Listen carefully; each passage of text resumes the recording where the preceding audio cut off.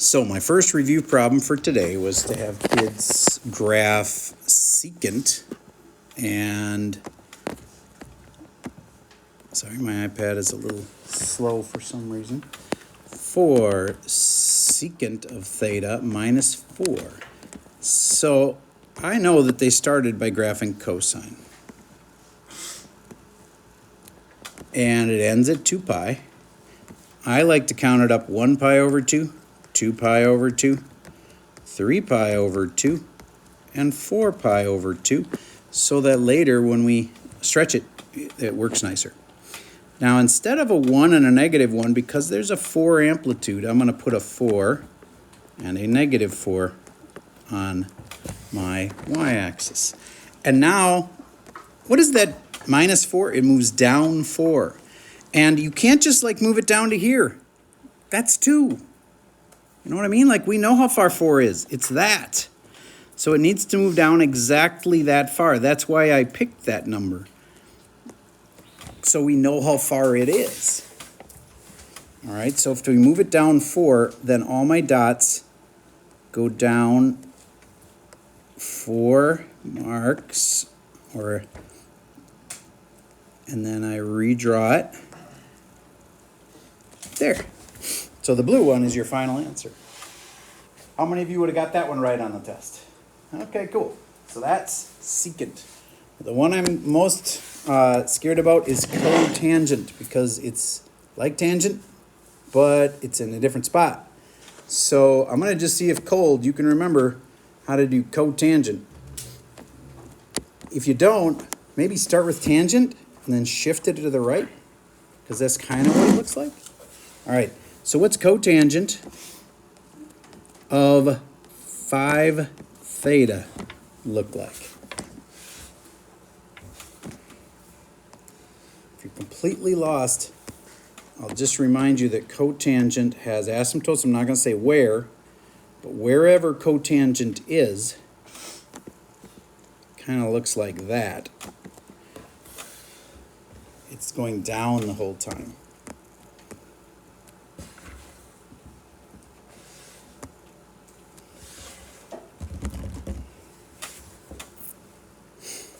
I have a way, if you were on the test and stuck, to figure out where the asymptotes are.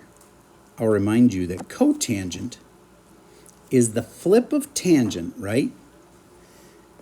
And you could go through this on the test. You could be thinking, okay, well, tangent is sine over cosine because it's y over x. So cotangent would be cosine over sine. So you could start weirdly by graphing sine. Just a sketch of it quick, and then go, oh yeah, wherever sine is 0, cotangent can't exist. So that's where the asymptotes are. And some of you just plain brute force memorized that, and that's cool, but that is where the asymptotes are. Raise your hand if you had that one right. Awesome, that's cotangent. And then cotangent, as I said, goes down the whole time, so it's like that. But you got to label these spots. And remember, I graphed sine. I'll put it back in here. There's sine. And so that's where 2 pi is. And this is halfway, so that's where pi is. If you hadn't figured out what to label that, it would have been an ouch on the test, because that's the only spot on the x-axis that really has to be labeled. We all know where 0, 0 is. You don't have to label that. All right. So now, let's go to, in the middle of this, halfway through, would be pi over 2. Actually, that is an x-intercept. I was wrong. You have to have 2 places labeled. Those 2 places. On the y-axis, you would want to label something as 1 and negative 1. It always, I don't say always very often, always goes through 1 and negative 1. Every single trig function. At least the originals do. You can get shifted away from them, but. And then this 5 happens. George, is that a multiply by 5 situation? Multiplying the x-axis numbers by 1 over 5. By 1 over 5, you are correct. So this one becomes pi over 10, aka 1 pi over 10, and this becomes 2 pi over 10. Yes, that's the same as pi over 5. All right. Feel like you got this? All right. So then what else do you have to know for this test besides graphing a bunch of things? Well, it's pretty much that. It's just the graphs, of course, can be more complicated. Could we shift something? Yes. And that's probably the hardest thing is shifting. So let's take sine, which is one of the easier functions to graph because we've been doing it for a long time. And let's make it 4 sine of theta minus pi. So always just start with the original function, in this case, sine. Then make some adjustments, then you'll have to shift it. And I'm going to pause for a second while you give this one a shot. Okay, so sine looks like this. And it goes up to 1 and down to -1, and that'll change to a 4 because of that. And then it's being shifted over. I better label this 1 pi over 2, 2 pi over 2, 3 pi over 2, 4 pi over 2. And this is that moment where numbering them that way is especially smart. Because as I shift this thing over, pi, I now know that that's this far, 2 marks. I can easily label these 2 spots. So I was stopping at 4 pi over 2, then this next one's 5 pi over 2, and then 6 pi over 2. And now I can move this all over. I like to draw it with arrows. I think you've seen me do that before.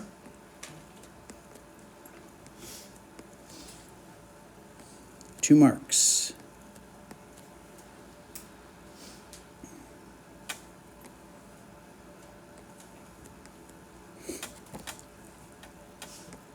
Dot, dot, dot, dot, dot. Probably shouldn't have picked blue. I'm going to change it to green. There's the final one.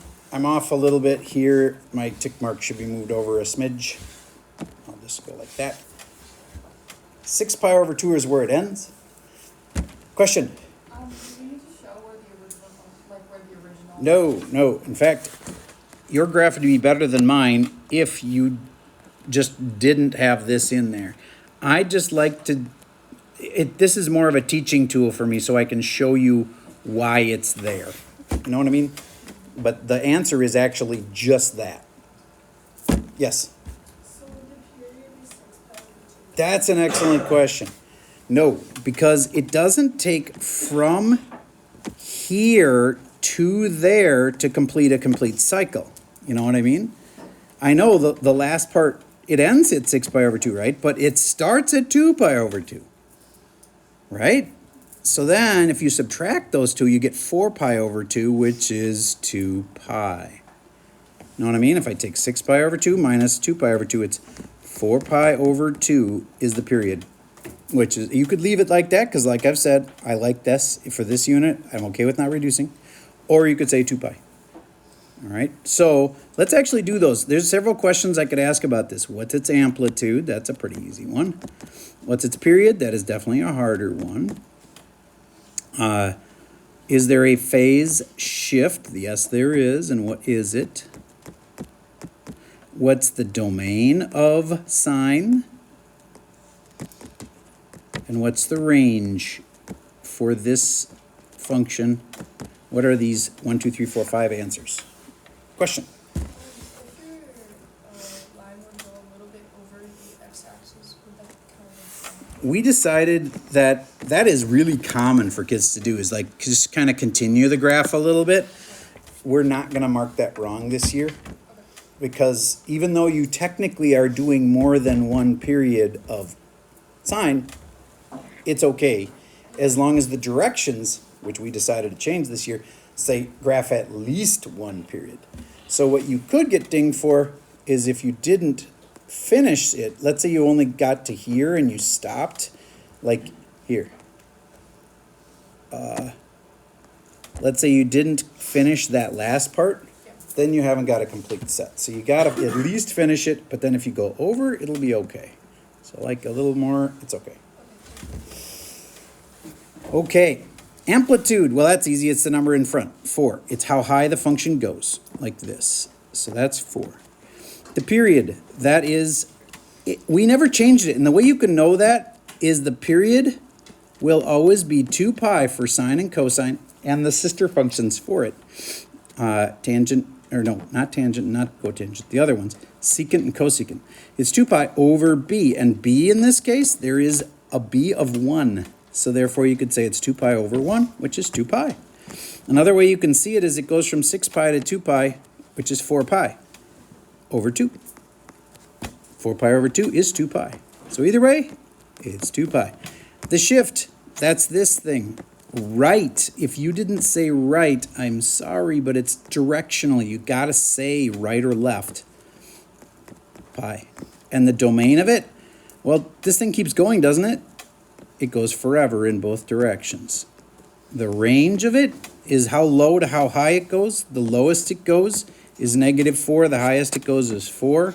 -4 to 4, and it touches them. So you put brackets around it. Are there any of those that you had trouble with? Okay.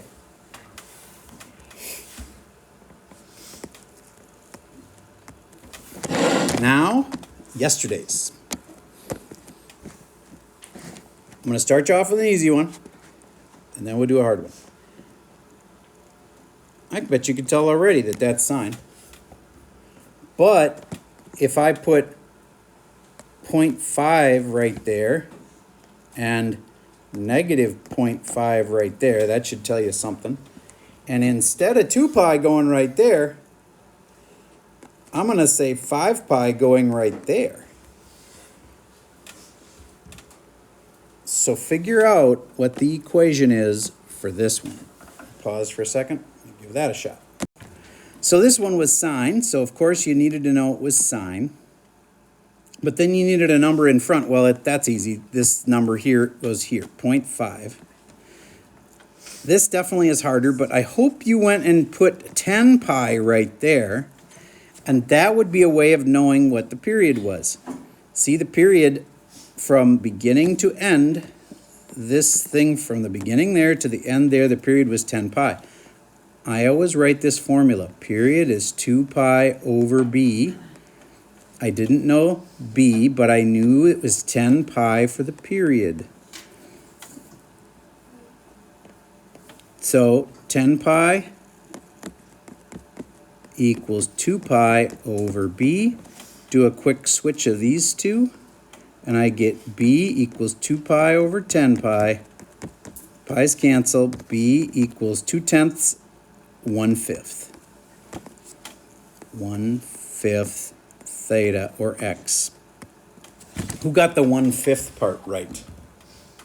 All right, it's over half of you. Do you get how that worked? The 10 pi period was the key. Once you knew it was 10 pi, you could stick it in this little formula.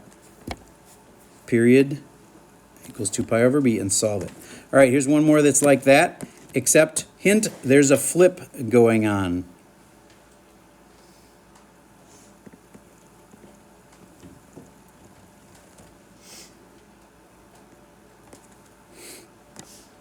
And I'll say this one finishes up at 5 pi.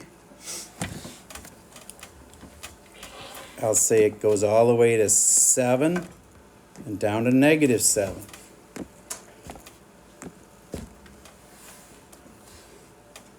Forgive my art not being perfect here.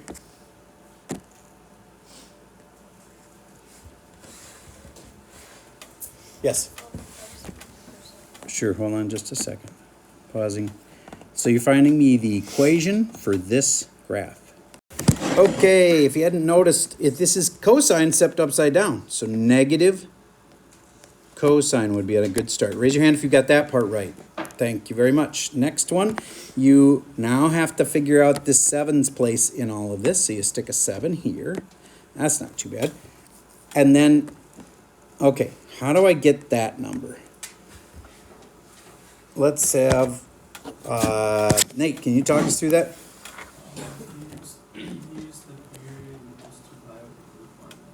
All right, period equals 2 pi over b. Now, which of them do you know? The period is 5 pi. Then I'm going to times by b on both sides. B times 5 pi equals, those cancel, 2 pi. Divide by 2, divided by 5 pi. And final answer? 2/5. Yep, because those cancel. So 2/5. All right. That is harder than anything we'd have on the test. So if you can handle that one, you'd be fine. All right, one last one about amplitude and period. In fact, let's just do it on this one. What's the amplitude? What was the period? What's the domain? What's the range? And what's the phase shift? Those are the big, like, extra little questions. So, amplitude. Oh, here's a gotcha. Kids get used to, it's the number in the front, so they put -7. What's wrong with that? Can't be negative, so it's just 7. Raise your hand if you had 7 right there. Good. Next one, period. Period was, it completed from 0 to 5 pi, so it was 5 pi. The D, that's the domain. Does cosine stop and restart like tangent? No, it goes on forever. -infinity to infinity. Tangent wouldn't be that way. Tangent starts and stops because it has asymptotes in there. Okay, then range is how low to how high? -7 to 7 with brackets. It's the little things in math sometimes. And then the phase shift, well, there wasn't any shift. If there was, it would have been in there, but there wasn't. So none. Or just no. Okay. So, I think, I'm going to pause for 1 second. There is a worksheet. It is a great practice for the test. I strongly recommend it. And this is one of those where I think my gut, as I'm watching you guys and I'm seeing your answers and seeing how many people are raising their hand about things are right, my gut is you're going to kick butt on this test. But it's a little bit like nerve-wracking for the teacher then that, this is an easy one. Don't screw it up. Because if you just let off and don't do the review, then maybe you'll turn which could have been an A into a low grade. So just please take it seriously, try hard, and then tomorrow could be a great, man, wouldn't it be nice to get an A on the day of conferences? Because what I'm going to do is try to grade at least half of your test before conferences. I probably can't get them all done. But then during conferences, I may be able to finish off the grading of your test live, and it would be more fun to have that go well during conferences for me and you. All right, so try hard, study hard. That's all I got for you for today.